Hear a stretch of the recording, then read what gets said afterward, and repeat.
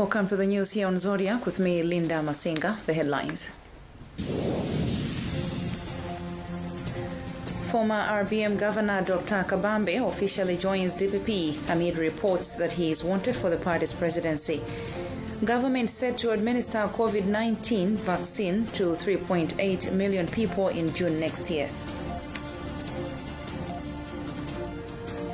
CSOs decry government's delays to address pressing issues of national concern in the year 2020. And in entertainment, renowned musician Fredo Kiss joins politics to amplify his voice on youth empowerment. Now the news in detail. Former Reserve Bank Governor Dr. Dalitso Kabambe has officially joined the opposition Democratic Progressive Party, DPP. The party welcomed Dr. Kabambe at a press conference held in Blantyre this Thursday. The move comes barely days after Dr. Kabambe told us that the party wants him to contest for its presidency, but he did not provide details. Emmanuel Chibwana reports. Former Reserve Bank Governor Dr. Kabambe has officially joined the Democratic Progressive Party. Speaking at the ceremony, Kabambe said he has joined politics to ensure that he serves the nation, and he has been having the right of serving since he was born and raised. At the same ceremony, the Democratic Progressive Party Regional Governor, Mr. Saulos Chilima, parted away assertions that the president of the party, Professor Peter Mutharika, has endorsed Dr. Kabambe as the torchbearer of DPP come 2025. According to Mr. Chakwera, former President Mutharika would like the DPP to go through all democratic processes in electing somebody who is going to take over from him. So as I'm talking to you now, Dr. Kabambe says he is not yet ready to stand as president for DPP in the coming convention, but he will consider that when time is due, according to Dr. Kabambe. So some of the members that graced the occasion included Mr. Chakwera, the regional governor, and also Maina Chuma, the director of women, including also Deputy Secretary General of the party, Mr. Aaron Sangara.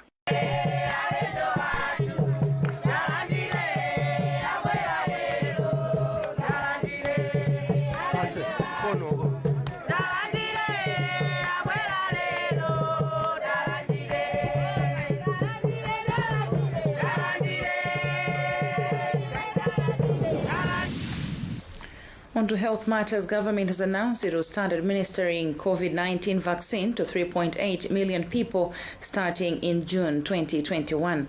Secretary for Health Dr. Charles Mwansambo told Zodiak that frontline health workers will be among the targeted beneficiaries. Health expert Mphatso Nguluwe has cautioned the government to monitor the whole process of the vaccination exercise, like procurement of the vaccine. Steve Zimba reports. Secretary for Health Dr. Charles Mwansambo says Malawi is looking at 3 COVID-19 vaccines. They are expected to arrive in the country between March and April 2021. Frontline health workers, those with diabetes, lung and heart conditions, and those aged 65 and above will be targeted. Have been seriously affected are those that are positive on treatment but not complying. So those ones is a different category. So that's why we've not included them here, because we know that HIV per se will not put people at risk. If somebody is religiously taking the antiretroviral therapy, COVID does affect, but it does not lead to the very serious disease. So that's why they haven't been included here. These groups that we included are those that we know do get serious disease when they're infected with COVID. Health expert Mphatso Nguluwe has cautioned government to monitor the whole process, like procurement of the vaccines. What we need is the vaccine. So sometimes you see that the other costs are higher than the vaccine itself. So the government should look into that they're doing the right things at the right time, in the right manner. Meanwhile, Malawi has applied for support under the COVID-19 vaccine Global Access Facility. For Zodiac, this is Steve Zimba reporting. Still on health experts say swift response from government is urgently needed to contain the typhoid outbreak in Neno district, arguing that delays may lead to the situation getting out of hand in the country. Both Maziko Matemba and Professor Maureen Chirwa have hinted that with the rainy season, such diseases spread fast, hence the need for urgent response. As of this Thursday morning, Neno had reported 70 cases and 5 deaths. Alina Femlamba for this report.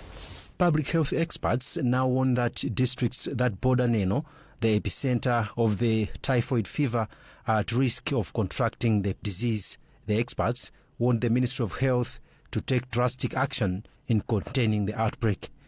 As of this morning, Zarewa area has registered some typhoid cases, and health expert Professor Maureen Chirwa fears the snail's pace in dealing with the problem is also exposing citizens to other seasonal outbreaks such as cholera. What needs to be done without taking a lot of time, because the processes are there and the people know what they are supposed to be doing. Those who have the responsibility should make sure that they put in place, they revise the following of those processes to ensure that this does not spread. Concurring with Chirwa, another health expert, Maziko Matemba, says there is need to step up awareness on the outbreak. More especially, we need to do the surveillance proper to close up any other transmission of that disease to other districts, so that it is well contained in that part of the district, so that it doesn't spread out, because it can create problems to others as well. Meanwhile, Principal Secretary for the Ministry of Health, Dr. Charles Mwansambo, says government has sent a response team to the affected areas to assess the situation. As of today, Thursday, 70 cases of typhoid fever and 5 deaths have been reported in Neno, including the Zalewa area. Ministry of Homeland Security has directed that the Vombwe shooting incident be investigated by the Independent Police Complaints Commission for unbiased justice delivery. This, the Malawi Police Service spokesperson James Kadazera has confirmed through a statement when updating Malawians on the incident, which occurred at Vombwe Trading Center in Tiolo on Monday. It is reported the police shot 2 in the process of effecting an arrest. Kadazera has told us that since police are allegedly involved, an independent investigation would be ideal.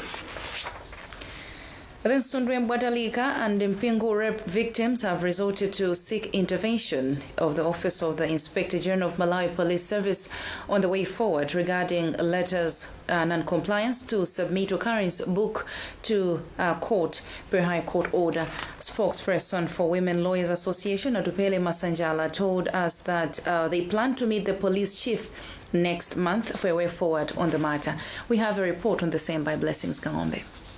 It's almost 5 months since the High Court ordered police to submit the occurrence book.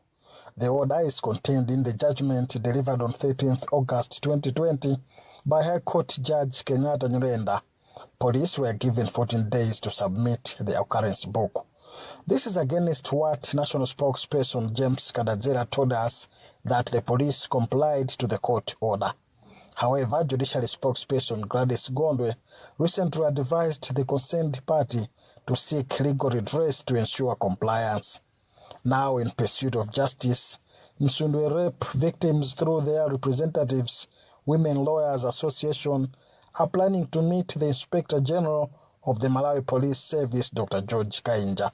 Quizzed on compensations to the rape victims, Masanjala says they are waiting for the court to fix a date to make a ruling on how much money the defendants need to pay. She, however, says an assessment trial of damages was already done in September. In 2019, police officers who were deployed to Msundwe, Mbwatalika and Mpingu to calm tension there allegedly raped 13 women and... You're watching the news on Zodiak with me, Linda Masinga. We have more news coming shortly. Do stick around.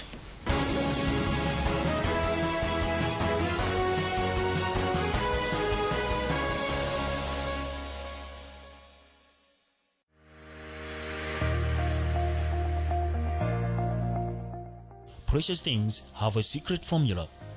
While John is busy trying to impress, James discovered Tangu's secret.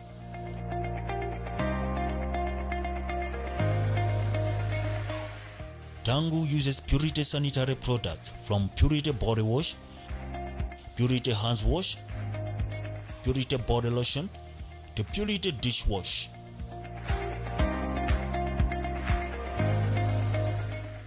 After a week of using Purity sanitary products, James won the heart of Tangu. Use Purity sanitary products.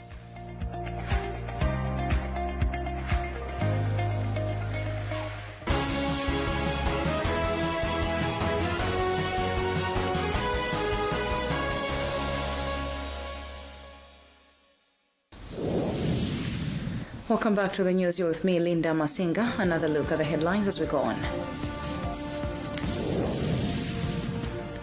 Former RBM Governor Dr. Kabambe officially joins DPP amid reports that he is wanted for the party's presidency.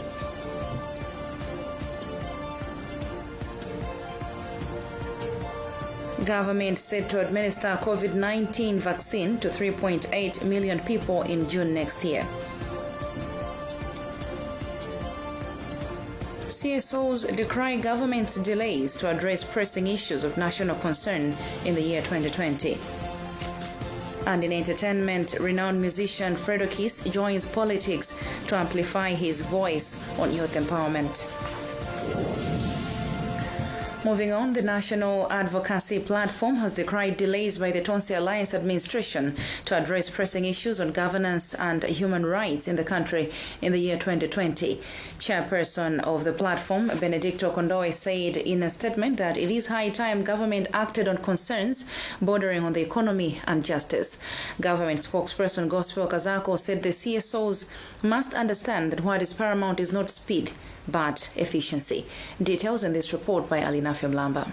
The accusations by the National Advocacy Platform only echo those of other CSOs that think in the 6 months in office, the Tonsi Alliance government has procrastinated dealing with good governance. The platform says government slow-paced decisions has also affected the justice system in the country. We spoke to Benedicto Kondoe, chairperson of the platform.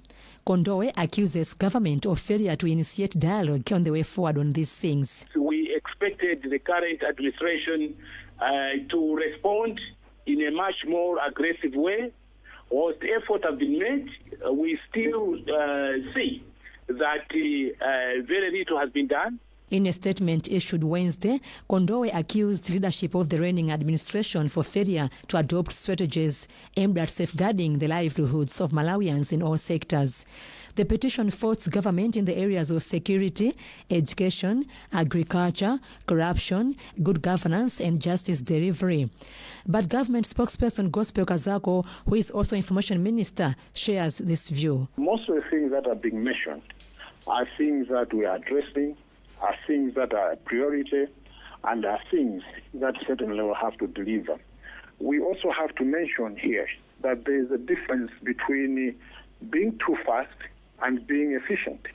We need to be making these things efficiently. It's not just about speed. Various interest groups and individuals have been giving their views on how the Chakwera-led Tonsi Alliance administration has performed in the first 6 months in office. From politics, we go back to health issues, where months after the announcement of the Zikomo Presidential Awards for Health Workers by President Lazarus Chakwera, State House has acknowledged delays in issuing the awards' outstanding performers.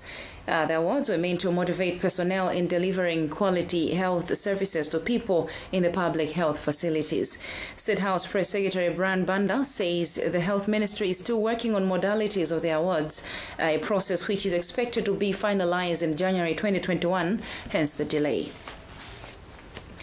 In entertainment news, hip-hop artist Fredo Kiss, whose real name is Penjani Kalua, says he wants to capitalize on politics to amplify his voice on youth empowerment in the country. He said this in Blantyre when he announced that he has joined UTM. He explains. UTM as a party has got a vision, and I think UTM in the manifestos, one of the things that gets highlighted is the creation of 1 million jobs. For now, UTM is in government, and they are 6 months old. So as a party, I know there are so many activities that are centered around, catering for the needs of young people. As an individual, I also bring in ideas on board. So I'm sure this is a platform that embraces my ideas. I'm sure this platform is accommodative enough. And I think we'll do one or two things for young people. Music and politics, I think, first and foremost, I'm a human being. As a human being, I was created to multitask. I can chew gum and walk at the same time. I can do music and, do my civic duties at the same time. I've always been an artist who has also been doing other things on the sides besides music. So music doesn't occupy everything about me. From that, we move to sports.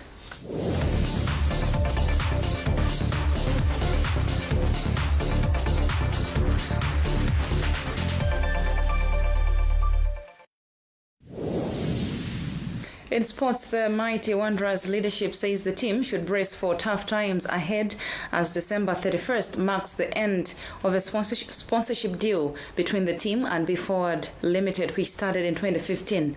Club chairperson Simon Sekwese told us that the club is in financial turmoil and the situation leaves it in a fix to secure new sponsors. He has revealed that they are yet to get a response on a request for Be Forward to consider extending their sponsorship for another 3 months. Brett Kanyama filed a report. Be Forward Limited started sponsoring Mighty Wanderers in 2015 and the contract was extended in 2018. The contract was expected to expire next year, but the Japanese company informed the Laluban boys early this year of its intentions to terminate the contract following a decline in business due to coronavirus. Wanderers' efforts to persuade the company to continue bankrolling the outfit ended in disappointment as the Japanese company officially notified the club that it would stop sponsoring the team on December 31st, which is today. Wanderers chairperson Simon Sekwese told us that the development puts them at a fix and have asked the company to extend the deal at least until the next 3 months. It's the final day. I must say that it was a good relationship with Be Forward. And now, as Wanderers, we have to start working on looking for a new sponsor. Generally, going forward, at any time, we have now to resort to our normal colors of blue, but also change the name to Mighty Wanderers Football Club. Meanwhile, sports analyst Humphrey Zimvula told us that Wanderers should first consider putting their house in order before venturing in a hunt for new sponsors. For them to be able to get sponsorship, they must be marketable. If one wants them to be marketable, one, they must have a registered stock of supporters that you can take to any well-meaning sponsor to say, look, I can do business with Wanderers in terms of the numbers that they have. The sponsorship package was pegged at 150 million kwacha per season. For Zodiak, this is Bright Kanyama.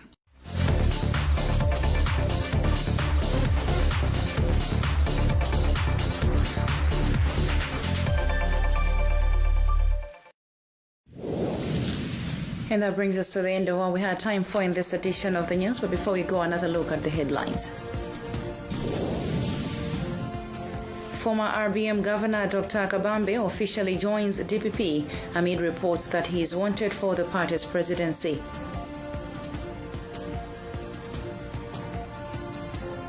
Government set to administer COVID-19 vaccine to 3.8 million people in June next year. CSOs decry government's delays to address pressing issues of national interest in the year 2020. And in entertainment news, renowned musician Fredokis joins politics to amplify his voice on youth empowerment. Well, that's the news. My name is Linda Masinga. You can get more on these and other stories on our website, zodiacmalawi.com. Remember to watch your distance, wear your mask, and wash your hands with soap frequently to help contain further spread of COVID-19. Thank you for watching.